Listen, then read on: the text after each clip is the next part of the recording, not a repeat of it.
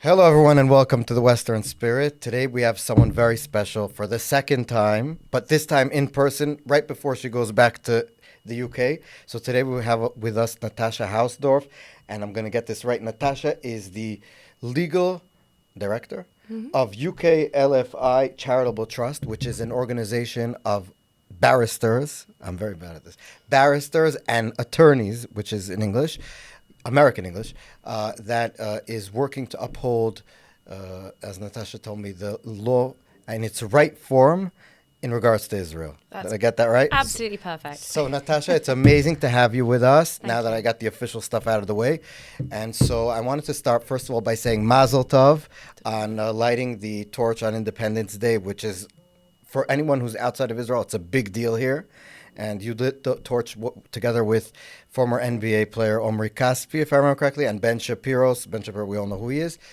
So it was a very big thing. And your Hebrew was pretty good, which I mentioned. So, I got that out of the way. But I'm glad we got there. Yes. So I wanted to start off with something. You were at a JNS conference here also during this time, and you said something that I thought was very interesting. You basically said that there's two ways of looking at the law in the world today, in the general sense. One is that democracies, for example, look at the law as a way to better society, people, give them more freedom, more rights, shield them from violence, whatever, etc., etc.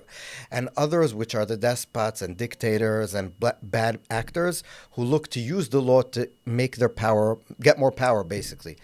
And so you said that you've been seeing that for decades already on the international law front. So maybe you can just explain to us, how do you see this?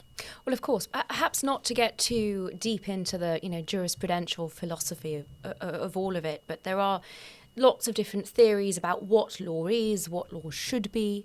But it is striking to me, and I think especially evident when one looks at negotiations of international conventions between different countries, that those competing interests have played into the development of international law. So the rule of law countries, of which I cited Israel as an example, along with the UK and the United States, their concept of law is as a curtailment on government power, whereas the despots and dictatorships view law essentially as a means of wielding power. Yes. And you see this playing out in terms of Russia, China, Iran, seeking to manipulate the international legal order through the negotiation of conventions in order to provide protection, say, to their terror proxies.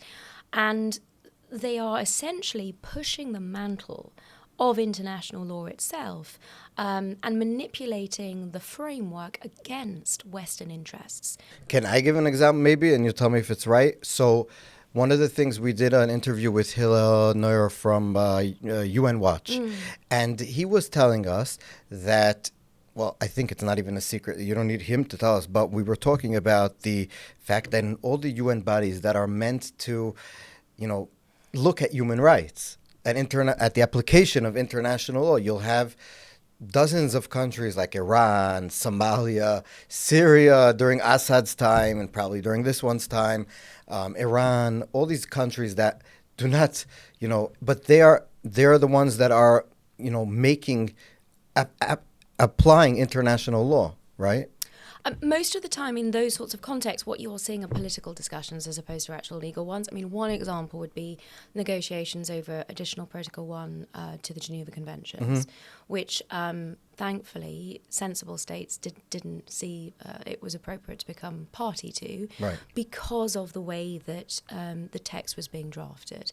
Now, there are safeguards in international law because states ultimately have to agree to be bound. And if you are, say, a persistent objector, even customary international law and its development over time will create exceptions for that. But the general trajectory, and we see this not just in terms of the negotiations between states of international conventions, but also, I think, in the legal academy and the way that academics are treating the development of international law is, I think, of great concern, not just to rule of law countries, but also to the preservation of Western liberal democratic principles and essentially our way of life. Yes, which is one of the things, by the way, I didn't even think of speaking to you about it, but now that a lot of the law faculties, at least in the U.S., where I'm from a little bit, are very much into the colonialist, critical theories, where they'll see countries that are, let's say, majority white as problematic automatically. And so the law it's not Lady Justice is blind.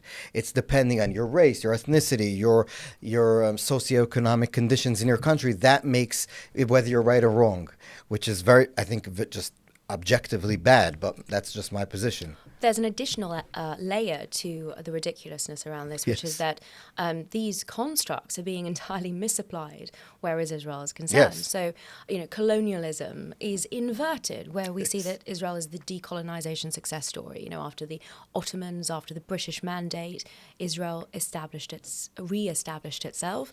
And when one looks at, the indigeneity of peoples, you don't really get more indigenous than Jews in Judea. Professor Neil Ferguson was on our show, and he said that if anyone just objectively looks at it, this place is right now the most not colonialist, the most decolonized place in the world. And I got tons of hateful stuff about it, but it's objectively true.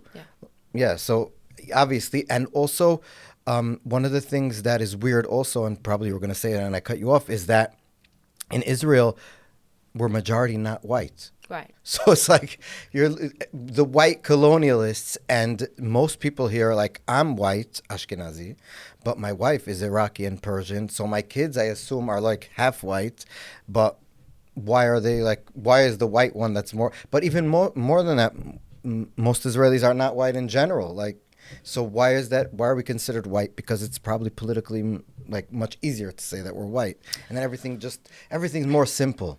Well, it also stems, doesn't it, from this kind of deep-rooted anti-Semitism that sees the Jew as the other in whatever context historically manifests itself. So, previously Jews were considered to be the sort of Untermenschen, and now the white privileged Übermenschen, and in every sense and every way in between.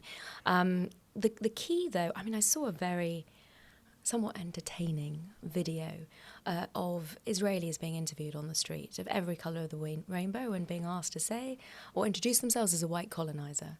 And the ridiculousness of it, of course, is apparent. Ethiopian is... Yes. They're black from Africa, and it's very funny. Yeah. Or there's Arab Israelis, Muslim or Christian Arab Israelis that are very pro-Israel, very pro-Zionist, and they go to these college campuses, and the students, I spoke to Yosef Haddad not too long ago, I think it was with your debate on Oxford, and everyone was cursing you out, and very interesting experience probably, but he's an Arab, he was in the IDF, he speaks Arabic, he was born in, if I remember correctly, in Haifa or in I forgot where, and he goes to these, and they don't know how to absorb him, because he's cognitively against everything they've been taught. So it's a dissidence. It's very weird. I was so glad that both Mossab, Hassan Youssef, and Yusuf Haddad were able to join us at the Oxford Union, because it really did blow the identity politics brains of the other side, indeed. Having them speaking up for the state of Israel as Arabs. Okay, so now I wanted to ask you about, just in general, and you probably get asked about it a lot, I don't want to tire you, but the fact that there's international law that teaches us what states can do in times of war. But I don't know if it's applicable, maybe you can tell me, is it applicable when you're fighting terrorism? Because it's so asymmetrical. The terrorist is using just in the general sense, he's using the law against you during the battle. He's hiding behind civilians, knowing that you're constrained by the law.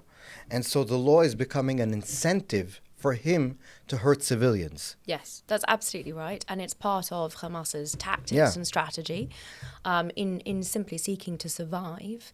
But it does not absolve Israel of the responsibility to comply with international humanitarian law, the law of armed conflict.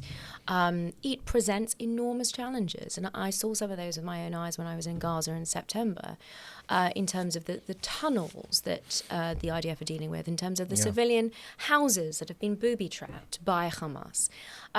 But I think it's important to recognize, as many military commanders, experts have done from around the world when they have visited, when they have been briefed by IDF officers and seen with their own eyes some of the measures that Israel takes to uphold international humanitarian law, but also to go way above the requirements of it, to prevent civilian casualties, take precautions, and do so, as you say, in circumstances where the enemy is inverting, abusing, and using their own breaches of the laws of war in order to gain a tactical advantage. The tragic reality of the steps that Israel is taking is that it undoubtedly leads to Israeli casualties. Yes. But it is a mark of the extremely high ethical moral code of the IDF that is a price that the State of Israel is willing to pay to seek to protect ordinary Palestinians. But you can understand just from the Israeli perspective, and you're here, so you're hearing it a lot, that Israelis are very frustrated with this. So like the regular citizen that maybe doesn't understand the intricacies of the law and their kid is going into Gaza, you can understand why they would be very annoyed at what you just said. I think annoyed is putting yes, it exactly. It's a desperate situation to be put in, and no other country, it seems, is expected to contort itself into this position. I've, throughout this war, checked in with friends of mine who've been on the ground in Gaza, and I say, how is the war going? Invariably, the refrain has been not bad, considering we're fighting with both hands tied behind our back. And that's the ultimate question. Why is Israel, the only democracy in the Middle East, fighting with both hands tied behind its back? And so much of that, I think, is attributable not just to the requirements of international law, but to the inversion and the abuses of international law and the unbelievable media coverage that we have seen, which is essentially promoting Hamas propaganda. And that has generated what I've started to call the eighth front in this war, and it's inextricably linked with the 7 fronts on which Israel has been scoring serious victories against Iranian terror proxies. But this 8th front, the legal arena, the media, and the inversion of both the facts and the law against Israel, has ultimately been influencing policy of many, many states that previously called themselves allies of the Jewish state. The UK has instituted an arms embargo, which I would argue is unlawful because they have not demonstrated any nexus, any connection between the 30 arms licenses that they have suspended and any concerns that the government has expressed on violations of international humanitarian law, or even the risk of violations of international humanitarian law. We've had a great deal of very problematic rhetoric, unfortunately, in the last administration in the United States. And I have to say that Antony Blinken, towards the end of that administration, was at least honest enough to say that he recognized the impact that unfounded, unjustifiable criticism of the United States against Israel, at every point, he said, pushed Hamas away from negotiations. Yes. And it means that there are still 59 hostages being held by Hamas in Gaza. And I think the international community has so much to answer for in terms of encouraging Hamas through the policies that it has been applying against Israel and the rhetoric, unfortunately, the rhetoric of criticism, which does not take into account that the United States, the UK, many states in Europe would not be able to compete with Israel in keeping civilian casualties to such an all-time historic low when faced with the unprecedented challenges of fighting a genocidal terrorist organization, Hamas, that uses, as you say, civilians as human shields and has turned Gaza into a terror statelet where every second house, every school, every mosque, every hospital has become part of the terror infrastructure.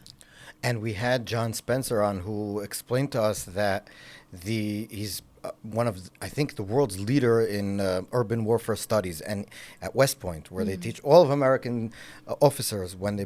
So he explained to us that first of all, the terrain of Gaza, it's never been like this in the entire history of warfare. The amount of tunnels, the amount of civilian, the intricacies of the civilian infrastructure with the war infrastructure is something he's never seen before. And when he did a analysis of the people who are being announced dead, it's basically, at least for, I don't know now, but for like 2 months ago, it was 1-to-1, pretty and that's much. just bear in mind that's based on Hamas casualty Yes, figures, exactly. which So it might have be a been lot better. shown to be fabricated, inflated. They don't make any distinction between civilians and combatants, and they don't demonstrate how these people are said to have been killed. And we know, of course, that Hamas and PIJ rockets, when they've been fired from Gaza to Israel, targeting Israeli civilians, which is, of course, a war crime, they have occasionally fallen short in the Gaza Strip, and they fall indiscriminately, they fall without warning, they kill indiscriminately. And those casualty figures that are immediately always attributed to Israeli action are part of their propaganda war here. And plus, another thing that, as you were saying, I remember in like the first month of the war, there was a rocket that, Islamic Jihad rocket that fell on a parking lot of a hospital. The Al-Akhli hospital Yes. was on the 23rd of October. So, like, And right away. Immediately, the international media said there were 500 casualties Yes. from an Israeli airstrike. How did they know? And how was it so round? Not 502, not 501, not 499. You know, They know everything. And the interesting thing is, the last time I checked, that number had never been revised down. Talk about fabricated figures. But the unbelievable impact that false reporting had. Yes. There were riots across the Middle East. I mean, the BBC and others ultimately have blood on their hands as a result of lives that were lost in that rioting, and subsequently on the basis of this false information. What's shocking here is the absolute absence of any journalistic integrity. They didn't even send one of their stringers to walk down the street, take a look at the hospital and see that it was still intact before they ran these appallingly false headlines. And quite apart from that, over the last year and a half, what has been reported from Gaza has only been Hamas propaganda. Nothing gets reported from Gaza that does not have Hamas's sanction. And I would certainly expect if the BBC to focus on the British broadcaster were reporting from North Korea, they would accompany it with a health warning. We are not free to report. We are subject to censorship. We have not seen that on a single report coming out of the Gaza Strip. And I spent quite a bit of time over last year with Douglas Murray, who mentioned to me that when he was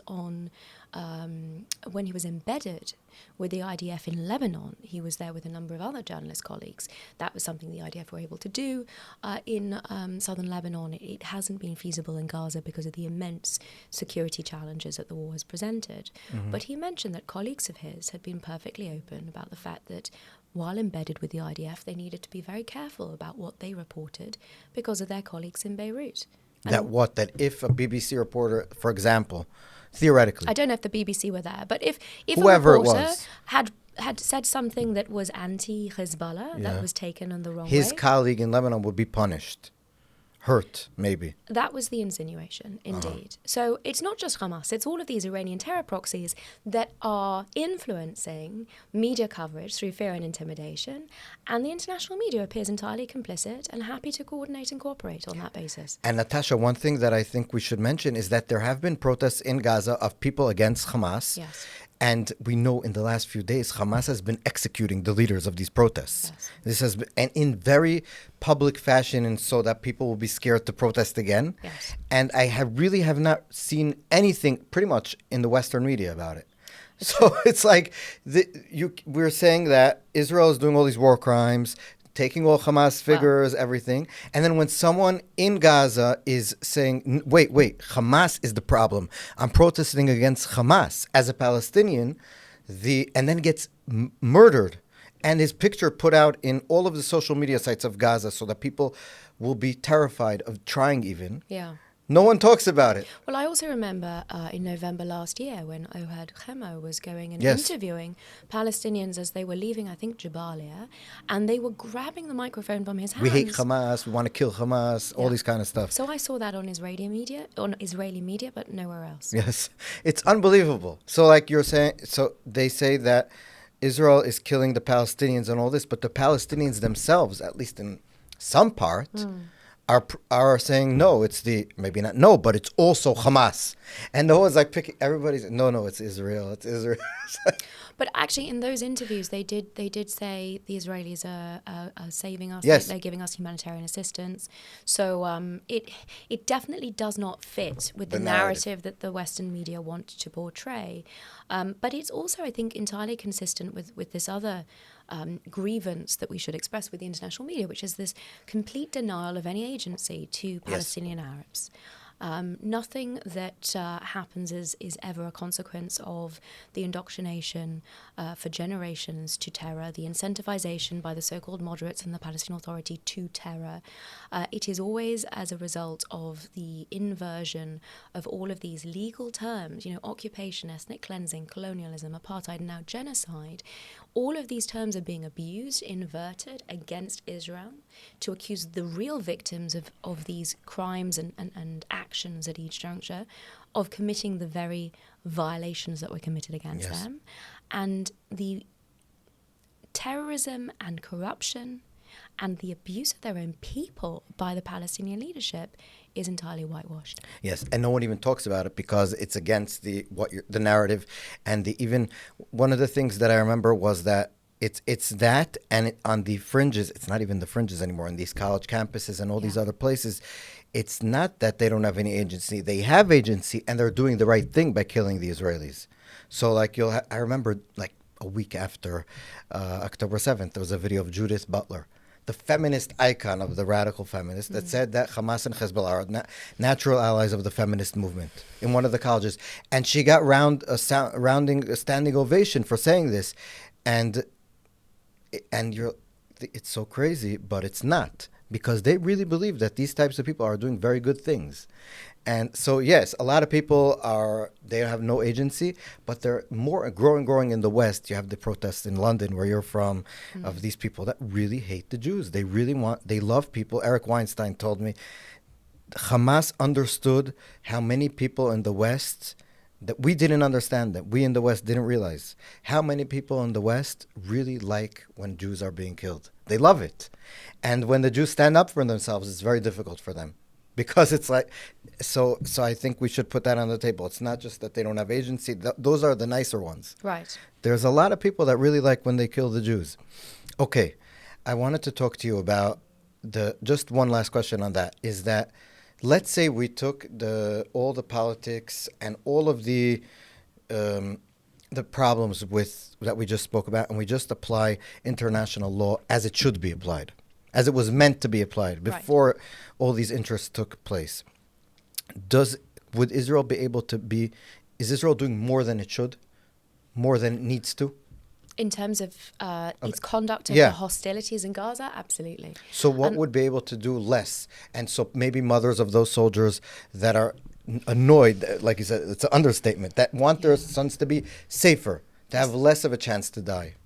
This is such a difficult Sorry. question. I tried. I don't want to suggest that, that the IDF is being in any way flippant with the lives of its soldiers. I think there is every piece of evidence that is taken extremely seriously, and in very difficult circumstances, the officers of the IDF and the leadership do everything that they can. This is an army that prides itself on never leaving a man behind. That's why, of course, the hostage situation has been so desperately tragic in tearing this country apart.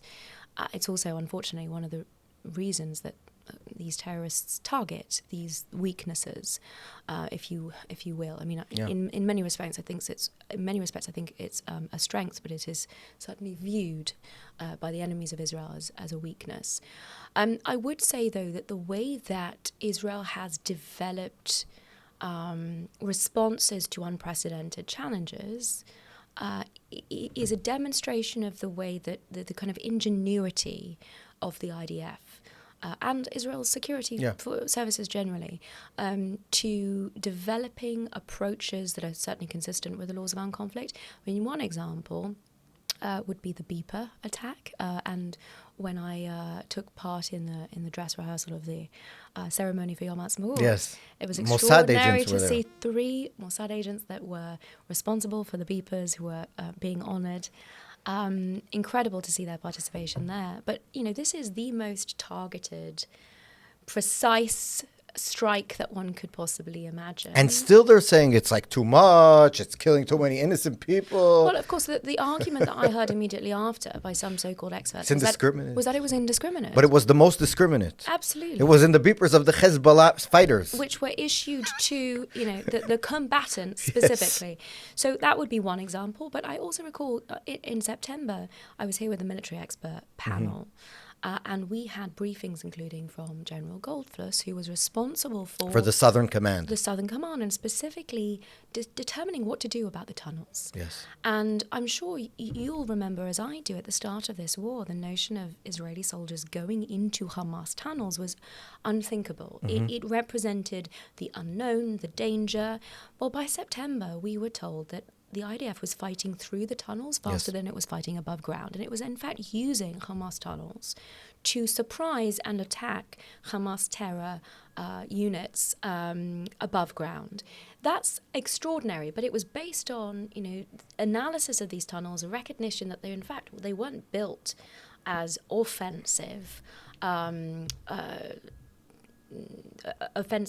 with offensive capabilities. They were in fact built more with kind of defensive capabilities, or simply to protect, and hide Hamas terrorists. And once that had been clocked and there was a sort of mapping exercise of these tunnels undertaken, Israel was able to use that to flip it on them, precisely. So it's the ingenuity, I think, that enables the IDF to meet these unprecedented challenges with protecting its forces as much as possible, and upholding international law to unprecedented levels. And when I say that, I mean there are 4 key principles of the laws of armed conflict. One is military necessity. You can only take military action that is necessary to advance your aims, your legitimate aims of the war. The second is the principle of distinction, so distinguishing between your own civilians and combatants, which of course Israel does as an army, but also distinguishing between civilians and combatants in the field. And that's difficult because Hamas dress as civilians and they use civilians as human shields. But Israel is clear about the number of Hamas terrorists that it has taken out, and it's able to provide relatively, direct and specific figures on that because it is targeting these terrorists. And with the intelligence that the Israelis have, they were able to identify, individuals, their rank, their department, their, unit that they're serving in within the Hamas terror army. The third rule or principle here is that of proportionality, which is consistently misstated, but Israel has to balance in each strike the anticipated military advantage of it against what it expects in terms of civilian or collateral damage on the basis of the intelligence that it has going into a strike. So this is not an effects-based analysis. Right. It's pure What you intention. know. What you know. And we've seen, the processes that the IDF goes through in terms of legal approval for these strikes and what has to be considered. Again, unprecedented so far as I can see in the way that other modern We should say, by the way, Natasha, that in every unit of the army, there is a lawyer sitting there and saying, is this a legal strike? Is this not a legal strike? And a lot of times the strikes are called off, and there's an extreme amount of, in Israel, people who don't like it. Like we said in the beginning. So they don't like it, but they put up with it because it's and it's important also to stress that these lawyers sit outside of the military chain of command. They are answerable to the Attorney General, and that's significant because then they can tell soldiers who don't like it that they have to comply. And then this final principle really is precaution. Precaution to prevent civilian casualties. And again, Israel goes above and beyond the requirements of international law in terms of the warnings that it provides, because you are not required to warn your enemy of every strike that you undertake. And yet Israel provides... I was sure you do. Well, we do all these things. It's like it hurts your war strategy because you're telling the enemy where you're going to hit him. It absolutely does. So they just get out of the way. This episode is brought to you by Ayn Rand Center Israel. We meet every alternate Friday to study and discuss the philosophy of Ayn Rand, author of The Fountainhead and Atlas Shrugged. The topics range from ethics to politics, reason versus faith, aesthetics, psychology, and much, much more. This is the only place in Israel where Ayn Rand's unique philosophy is accessible to you, and you're welcome to come learn all about it. It's a great opportunity to learn and meet really interesting people. Attendance is free, and first-timers get a free book. We meet every alternate Friday at the WeWork in Serona Market, and we like to keep the intellectual discussion going afterwards with some great food and drinks. Click the link for more info on Ayn Rand Center Israel. And undoubtedly, it is one of the reasons that this war has taken quite so long. That's not to do down the incredible progress that Israel has been making on the ground against Hamas, but acting in this extremely cautious, careful fashion, it does certainly require time, manpower, and very, very tragically, lives. And Yes. we had notification only this morning of 2 soldiers that were killed in Rafah in a booby-trapped tunnel shaft. And they were, by the way, from the unit that goes into the tunnels. Yes. So it goes with what you were saying, that a lot of times they've gotten a lot better with it, but it's never perfect, and people are. But I think more than dying, a lot of soldiers, my friends, have lost limbs, feet, hands. You lit the torch with Meidan, who lost both of his feet. And he was the most, at least at the time, the most seriously injured soldier. He was a reservist with a wife and family and children. His father is a big rabbi, a very good rabbi, I think, just my opinion. And he lost both of his legs. And again, this goes back to the beginning, where a lot of it is maybe because of the precautions, but also the fact that he's able to just be a happy person. The spirit it's unbelievable. is absolutely inspirational, but it is tantamount a testament to what this country is about, and prizing life above death. So the death cult that is Hamas and the other terrorist armies that are seeking Israel's eradication. And I think that is one of the prime key reasons that ultimately those that prize life are going to be successful here. Bezrat Hashem, God willing. One more thing is that we have the ICC, the criminal court, I'll just say the prosecutor has his own problems, I think, just legally speaking. I don't know if you can talk about that, but he personally has a lot of different accusations running around. I think his brother's in jail right now or something, and he's also facing sanctions from the United States. Right, that was the second thing. Right. That is with his actual job, the sanctions. So he asked publicly for arrest warrants for Gallant, which is the former security minister in Israel, and Netanyahu, which is still the prime minister. And he was granted them by the court at the time, right? And now it's been overturned. Not quite. Okay. They were granted by Pre-Trial Chamber 1. And in the process of doing so, the Pre-Trial Chamber declined to properly consider an objection that Israel had made as to the jurisdiction of the court. So that went to the appeals chamber, and they have come back recently to say the Pre-Trial Chamber should have considered Israel's objections to jurisdiction. I mean, this wasn't perhaps surprising, because throughout this process, since 2020, when the previous prosecutor sought to open this investigation, the Pre-Trial Chamber has consistently kicked the jurisdictional can down the road, which is it's completely upside down, because without jurisdiction, right, and this court does not have jurisdiction. Because Israel isn't a member, never signed anything that it's part of the court. And the Palestinians obviously have not, because they're not a state, so they cannot be part of the court. Yes. So no one has jurisdiction. Nothing in this area is part of their jurisdiction. And let's just be clear that the court operates based on the territorial jurisdiction that is delegated to it by states. The court doesn't have jurisdiction just of its own being. And in addition to those two issues, that Israel is not a party, the Palestinian Authority is not a state, it doesn't comply with the recognized requirements for statehood under the Montevideo Convention, not least there are no defined borders. Yes. But in addition to that, the very founding document of the Palestinian Authority, the Oslo Accords, in particular the 1995 agreement, makes it perfectly clear that in establishing the Palestinian Authority, there would be no criminal jurisdiction over Israelis. So even if you ignore the fact that the Palestinian Authority is not a state here and therefore cannot join the ICC, it simply cannot, as a matter of law, delegate to the court something that it does not have. Yes. Now, it's very interesting that I believe the United Kingdom was poised to make a submission on this very point. It had made a request of the court. Before the new government came in. Before the new government came in, it had made a request.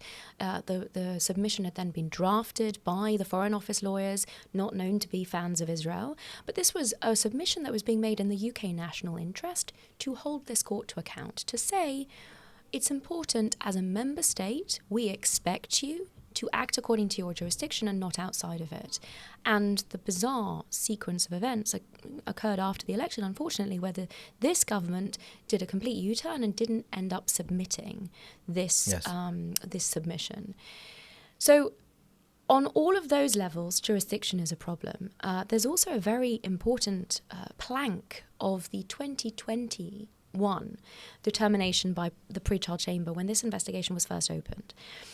It said that one of the reasons that it was finding sufficient jurisdiction for current purposes to kick that can further down the road was that when the Palestinian Authority purported to join the court, the so-called accession document was circulated to all the member states and only Canada voiced an objection. So my organisation, UK Lawyers for Israel, put in some information requests. We wanted to see this accession document, not least because the territory that the so-called State of Palestine purported to join the court with would be very, very significant, given that the court requires territorial jurisdiction, and the PA isn't in a position to even try to delegate jurisdiction over Gaza because they don't have staged Gaza. a violent coup in 2007 and threw their Fatah opposition members off the roofs of buildings. And Israel saved them, by the way. They all ran to Israel to be saved. So we put in this request just to see this document of the UN Secretary General's office, of the Foreign Office in the United Kingdom, of the court. Turns out nobody's seen it. Turns out this document was never circulated. So a very significant plank of the court's original decision on jurisdiction that started this whole circus Doesn't exist. was false. Just like, unfortunately, the, as you indicated, very public application for arrest warrants, unprecedented. Usually these arrest warrants are applied for in secret so that the individuals subject to them are not aware and that they travel internationally and they get picked up. Right? There was never any expectation that Netanyahu or the former defense minister Gallant would ever be arrested because these warrant applications were made publicly as part of this circus. Karim Khan gave this press conference. He gave an interview on Christian Amanpour. But it was very significant that he published a public summary of his application because we went through it and showed with detail on the basis of open source material that every phrase of every sentence of this application or the summary of it was false. And it was exactly the information that this so-called expert panel, including Baroness Helena Kennedy, including Amal Clooney, members of the British Bar, had supposedly rubber-stamped or signed off on the same false information. Now, a lot of this related to this canard of starvation. And again, UK LFI has done a separate report looking at each of those prominent IPC Famine Review Committee reports that predicted famine and starvation in Gaza and demonstrated, again, at every stage how false these were on the basis of publicly available information. Information that COGAT puts out on its website about the volume of aid that has been going into the Gaza Strip. And interestingly enough, this information was used by an analysis of nutritionists and other experts that looked not just at the volume of aid, but also the nutritional content of that aid. And for the period that they studied last year between January and July, they determined that over 3,000 calories per day per Gazan were going into the Gaza Strip. Now, that's significantly in excess of the NHS guidelines on the recommended calorific daily intake. The fact of the matter is that this aid has been facilitated into the Gaza Strip, again, far in excess of Israel's requirements, Israel's obligations under international law. The reason I say that is that Israel is not in occupation of the Gaza Strip. Okay, let's just make that clear. This is another falsehood, unfortunately, that the United Kingdom... We left Kingdom, in 2005. But even before that, the framework of occupation under international law never properly applied to the Gaza Strip because this is territory that Israel recovered from Egyptian occupation in 1967. Nonetheless, unfortunately, the UK delegation in its representations to the ICJ have been predicated on this false application of international law and this notion that Israel is an occupation. Yes. So if we put that aside, the obligations that Israel has in the context of the armed conflict in Gaza to facilitate aid into the Gaza Strip are caveated. There's a very low threshold here where Israel has to be confident that the aid is not being diverted to enemy forces, that Hamas is not stealing this aid. And we know that they are. We know that they are from the very beginning. We know that not only have they been seizing the aid as it has been going into the Gaza Strip, they've been selling it on the black market. That's how they've been fueling their war against Israel. That was a significant reason that after the ceasefire fell apart, Israel stopped the aid going in on the basis that throughout the ceasefire, aid had been flooded into the Gaza Strip. The civilian population has sufficient for another several weeks, and the prevention of additional aid from going into the Gaza Strip was to prevent Hamas from being able to sell it off. And by the way, the Wall Street Journal reported, I think a week and a half ago, that Hamas it impacted them so much, this issue, that they now have no money to give to new fighters to recruit new fighters. So it seems to have been working. Yes. But of course, that's not going to be reported in the international media more broadly because it doesn't really suit the narrative. So it's important to recognize that, when people say Israel is breaking international law with respect to the aid issue, this is false on multiple levels. The first being that there is no obligation to facilitate aid from other international sources into the Gaza Strip so long as Hamas is diverting it. Nonetheless, Israel has been doing that at scale and volume so that any evidence, the fact is that there has not been, there have been images from Gaza purporting to be starvation that have been consistently debunked on the basis that, from Syria, Sudan, or wherever, and they also say it's from children in Gaza who have been suffering from other afflictions, other illnesses. They have cancer, and they look, after chemo, they look very bad, and then they say, oh, it's the occupation and the starvation, whatever. You'll notice that the mothers standing at their bedside are very well fed. Yes, exactly. I don't know a single mother that would eat before feeding her child. Yes.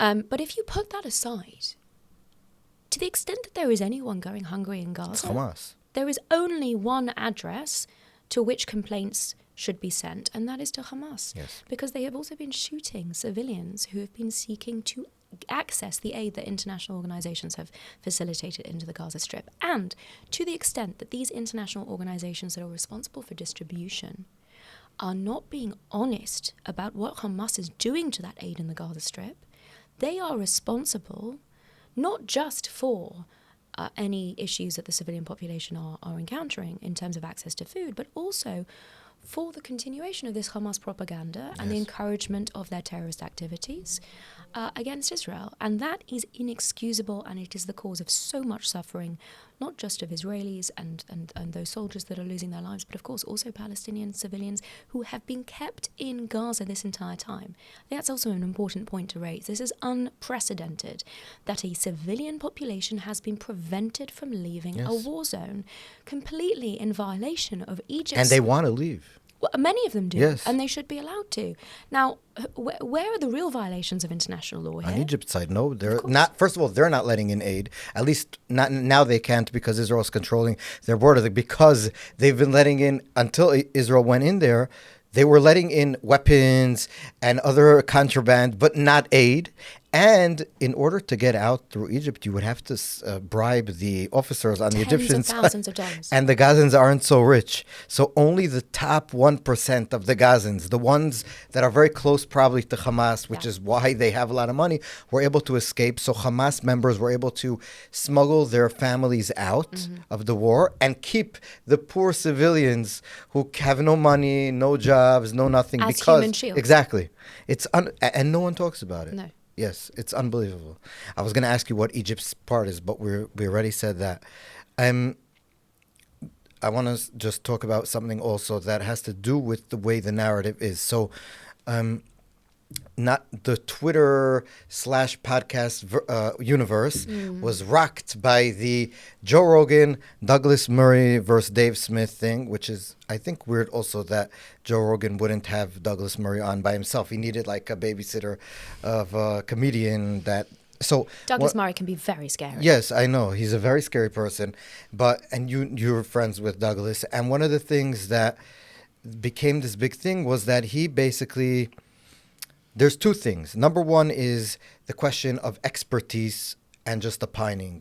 So one of the things that Douglas criticized Rogan was that he brings on all these people that have zero expertise on the topics they talk about. He gave example of Mr. Dave Smith and also a few historians that have said that Churchill is the bad one in World War II and all these other things. And then the basic idea is that you're so against expertise because they've been mistaken on different things in the past that you're willing to throw out the entire topic of people who do things for a living and study them. Can I possibly take that one step further? Yes. Because it strikes me that everyone got very caught up in this expertise battle. And one of the things that troubles me about that is when I look at the legal academy and how it's been completely taken over, I see many doctors, professors, supposed experts totally misstating international law. So I think, and this is where it's tricky because we are now in the age of alternative facts, right? It's not so much about expertise, it's about accuracy. Mm-hmm. It's about facts, it's about inversion of historical narratives, and it is about, propagating falsehoods. And my real problem with many of these individuals that are consistently speaking out against Israel is that they are promoting falsehoods. Yes. I've frequently referred to this as a blood libel, the modern blood libel. And then the response has been to me, anything I say about, Jews then or Israeli leaders is a blood libel. I said, no. It's very simple. If you say something that is untrue, it's a libel. And if you're saying it consistently in this fashion and it's untrue against Jews and it fits that historical pattern of the ancient blood libel where Jews were accused of killing Christian children to use their blood for religious ritual. And today, Jews are being accused of targeting Palestinian children, which is equally as outrageously false and heinous on the basis of everything we've discussed before about Israel preventing civilian casualties. That's what makes it a blood libel. The fact that it is false, not the fact that it is just being everyone in Israel criticizes the government here and the people here, and no one here. There's no problem criticizing. The problem becomes when it becomes double standards. So you're criticizing Israel for things you would never criticize other countries, or when you're criticizing for things that aren't true, that it has not done. Yes, and that's the critical aspect here. And the so-called sort of comedians that present themselves as experts or have something to say on this subject and have enormous platforms. Yes. The real problem with that is that they are promoting, is when they promote false information. And the ease with which an individual who is entertaining and charming can build a significant audience and a substantial following while promoting, conspiracy theories and vicious falsehoods, in particular against the Jews, which undoubtedly finds fertile ground because of the history of anti-Semitism as the oldest hatred. That is, I think, what was at the crux of this disagreement. Yes. And also, Dave Smith keeps on using that he has some ancient grandmother or grandfather that's Jewish, and therefore he can never be. You can't say that he's against Jews. So it's as a Jew. As a Jew, it's whenever they have the protests in Colombia. When I would walk by, when I was there a few times, there would always be one guy in the front of the encampment with as a Jew, not in my name, and behind them are all the Islamist jihadis. So it works, but it's, I think, the worst type of as a Jew type of thing. It's important to recognize that even as a Jew, you can be anti-Jewish. Of course. The second thing that I do want to ask is a specific claim by Dave Smith. So number one is that he keeps on saying whenever he's confronted with the law, is that I'm not even talking about the law, I'm talking morally. So even if it's lawful to kill collateral damage, let's say, it's not the legal term, but it's legal to, like we just said, the 4 standards of international law. Let's say everything is legal, but by mistake you kill a certain amount of innocent civilians as part of the war. That is immoral. And so you, Natasha, and other people take it to the legal jargon, but really we're talking about the moral jargon, the moral problem. How do you respond when someone says something like that to you? So I'm really glad that you've presented this question, because I was previously asked specifically about the legal aspects of this, but the moral ones are potentially even more important in the context of that podcast discussion. And it is utterly immoral to suggest that there is something problematic with Israel's approach here, not least because it plays into Hamas's hands. It encourages their use of civilians as human shields, but also because it entirely inverts the key aspect of this, which is intention. In the example that you put forward, the key word you used was mistake. If by mistake Israel has killed more civilians than it, mistakes happen in war. It's tragic, but it's very significant that the approach of international law is intention-based, not effects-based. And that, I would argue, is steeped in morality and legal philosophy. And there are others, for example, John Spencer, who have sought to school Mr. Smith and others on where it is that the law developed from, which is a basis of morality that our society has structured itself around. But it is utterly immoral if these individuals are spreading falsehoods that are inverting the facts and the reality of the situation, thereby serving to encourage the immoral actors here, the internationally prescribed terrorist organization. So morality does play a significant issue, but entirely in the inverse of what has been described. Yeah, it seems to me that when someone says that, they are coming at it from even before they even look at the facts. Israel is in the wrong, because if you look at the facts, I'm subjective, obviously, living here, going through, like I said, friends that lost limbs, a few friends that died, but you also have a great deal more knowledge and insight than any of these people speaking about it. Yes. Who frequently say, don't confuse me with the facts. Yes, exactly. But I'm saying that even if I was objective, I think just on any objective standard, you have a terrorist organization that in their original charter, the second one was very PR, but even in the essence of it hasn't changed. Yes, exactly. Just look at what they say on media. Of course, the original charter says we need to kill all the Jews, says we need to kill all the Jews. They say in their mosques every day we need to kill the Jews. Their leaders call for killing all the Jews. In their textbooks. On their children's everything. TV programs. Exactly. And then you have another state that, although imperfect, very much imperfect, I criticize the government all the time. I did not vote for the current government, current coalition. It doesn't even matter. You have a state that has protests every day. I live in Petah Tikva. We spoke about it. We have Do you think that any prime minister would have handled this war substantially differently? I think I'm criticizing him from the right, meaning I would disagree with him. He's going way too slow. I think the war would be over a lot faster if it would have gone in a lot stronger. I think one of the big, if you're asking me, I'm interviewing you, but you asked, I think the war would be over a lot quicker. For example, if at the beginning we would have gone in both from Rafah and from the north of Gaza. Instead, we pushed everyone down to the south, and there was a whole big issue for 2-3 months. We just stood there and waited. Do you know what would have been a game changer? If the humanitarian corridor would have been in the Sinai, in Egyptian Rafah, yes, where but these that civilians wasn't could have been provided. No, of course not. But it's in the control of the international community. Yes. And if I hear this faux concern for Palestinian civilians from international actors who are ultimately responsible for the fact that Israel has had to fight this war, as you say, excruciatingly slowly, drawing it out for the Palestinian civilians as well as for Israelis, when the simple, straightforward answer to that would have been a humanitarian zone, not in Al-Mawasi, where Hamas was abusing that zone to fire missiles at Israeli civilians and also to continue its terror activities and to divert aid from civilians, but instead a humanitarian zone in the Sinai, Egyptian Rafah, where they could have been provided with aid to the international community's heart's content, away from Hamas terrorists.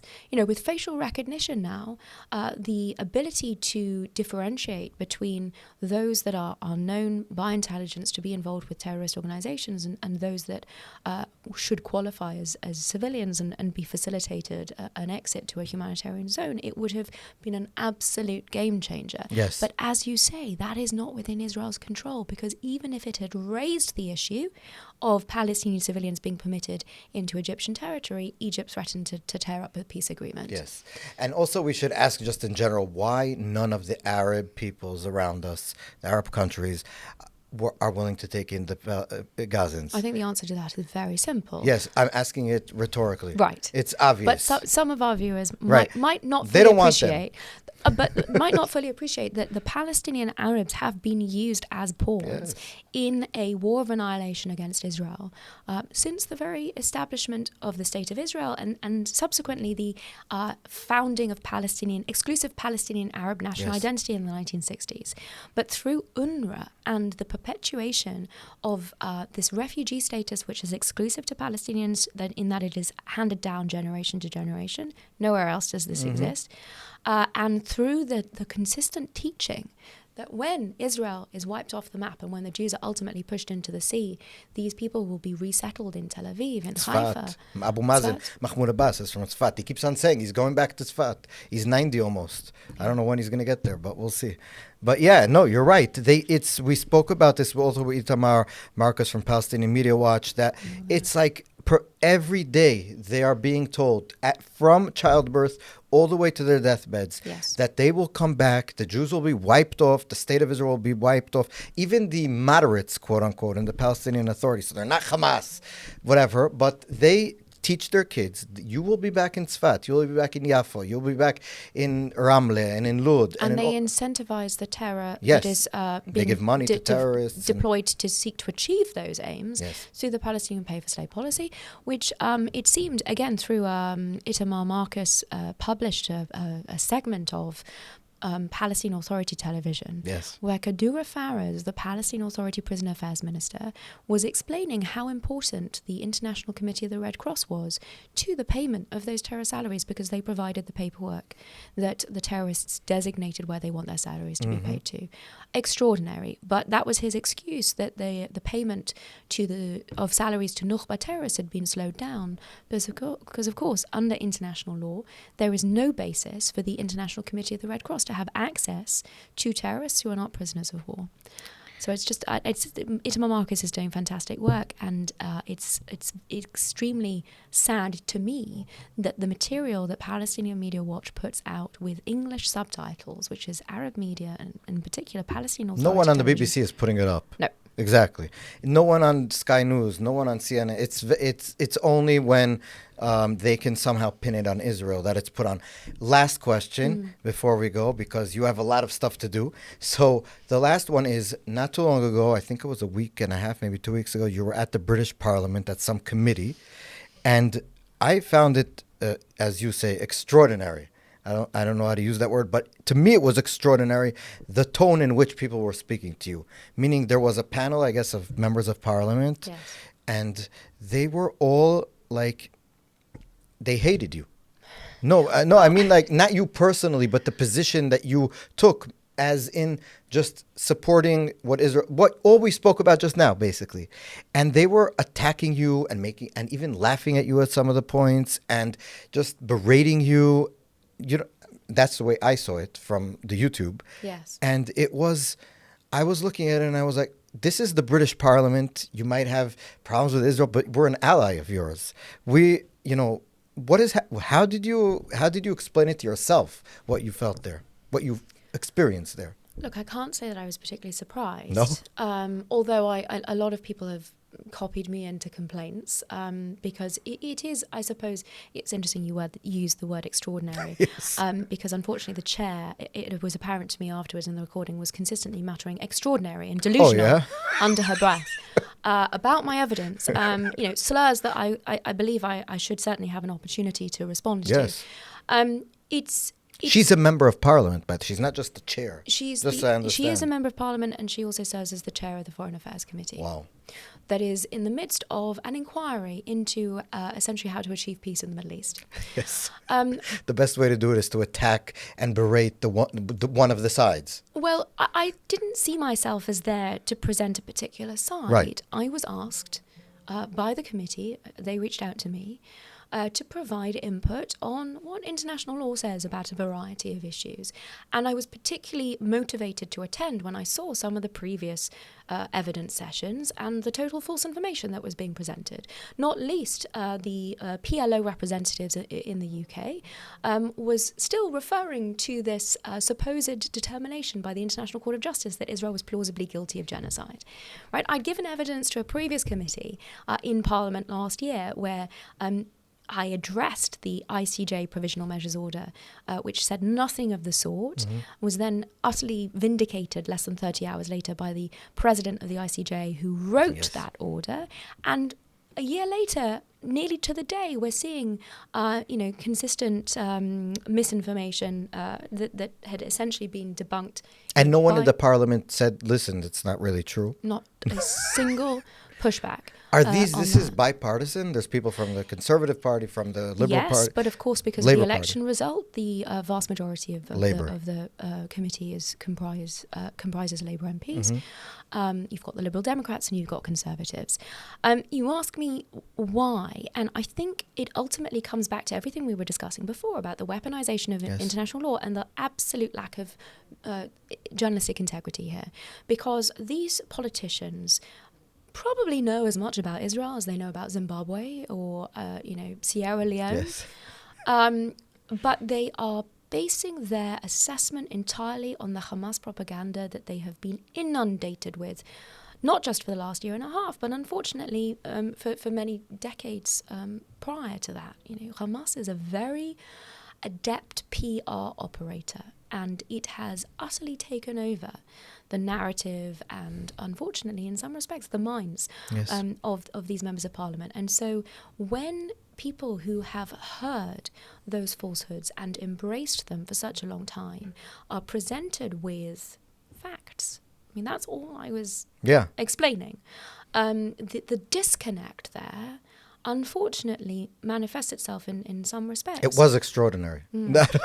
The word is, you used it also at the beginning a lot. It made me, but it is extraordinary that you gave them facts, figures. They could bring their own, like, if they have other figures they could bring, but instead they decided to, like, be mean and, like, angry and dejected and so, like, full I'm a big girl. It's okay. No, but it's not you. You're representing something, and they're truth. Yeah. That's the real sad aspect of this. That the major casualty is the truth. As always.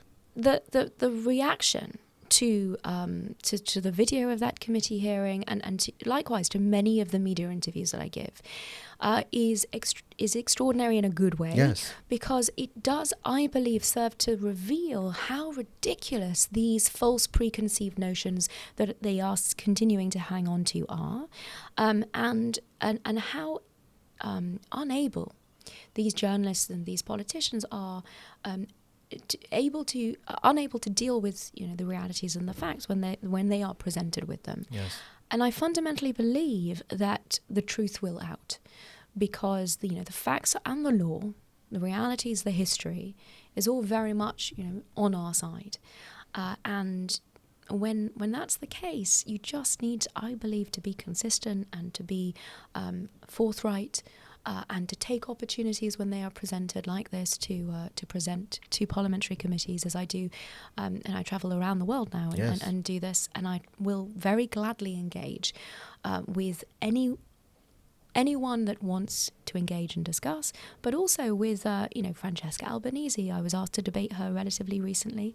I said yes. Unfortunately, I can't believe you said yes. I said yes because I think it is so important that she is challenged on these falsehoods, on these false allegations against Israel.